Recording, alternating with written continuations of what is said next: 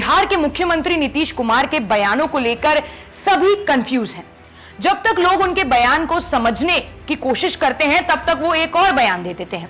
अभी कुछ दिन पहले मोतिहारी में महात्मा गांधी यूनिवर्सिटी के समारोह में राष्ट्रपति की उपस्थिति में उन्होंने मनमोहन सरकार की आलोचना की और मोदी सरकार की तारीफ कर दी थी। अभी इसके मतलब निकाले ही जा रहे थे, तभी उन्होंने तेजस्वी को उत्तराधिकारी बनाने की बात कर दी। अब इसके मतलब निकाले जा रहे हैं, लेकिन चाहकर भी कोई ऐसा नहीं कर पाता है।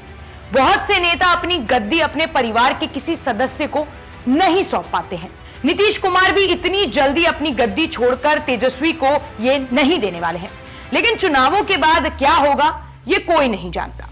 फिर भी नीतीश कुमार अगर अपने उत्तराधिकारी की बात करते हैं तो ये महत्वपूर्ण हो जाता है। फिलहाल 6 मुद्दे ऐसे हैं जिनके चलते नीतीश को तेजस्वी को उत्तराधिकारी घोषित करने में ही अपनी भलाई नजर आती है।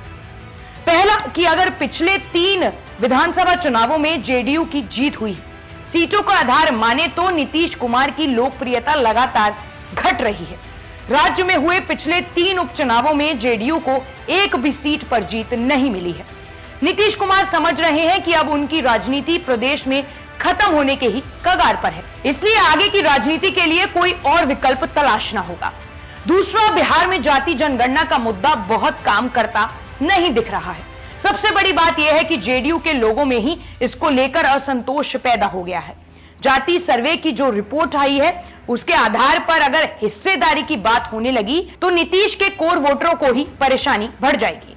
जीत का आधार केवल जाति की संख्या ही नहीं होती है, और ये नीतीश कुमार से बेहतर कौन जानता है। शायद यही कारण है कि सर्वे आने के बाद जेडीयू और आरजेडी दोनों पार्टियों के नेताओं में इसको लेकर पहले जितना उत्साह नहीं रहा है। तीसरा, नीतीश कुमार को केंद्र में महत्वपूर्ण भूमिका की उम्मीद दिखती अब नजर आ रही है। जिस तरह से कांग्रेस के खिलाफ समाजवादी पार्टी और टीएमसी आदि का रुख है, उसके चलते केंद्र में नीतीश कुमार जैसे एक नेता की भूमिका महत्वपूर्ण हो जाती है।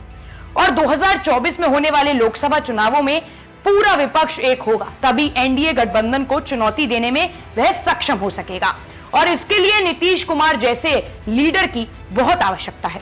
चौथा, माना जा रहा है कि नीतीश कुमार के परिवार में उनका कोई उत्तराधिकारी ही नहीं है, ना ही नीतीश कुमार ऐसी कोशिशों में लगे हुए हैं। यही कारण है कि कोई मजबूत उत्तराधिकारी मिल रहा है तो इसमें नीतीश को भलाई ही दिख रही होगी। पांचवी बात यह है कि नीतीश मोदी के खिलाफ गठबंधन बनाकर धर्मनिरपेक्षता के नाम पर मसीहा बनने का मौका नहीं छोड़ना चाहते हैं।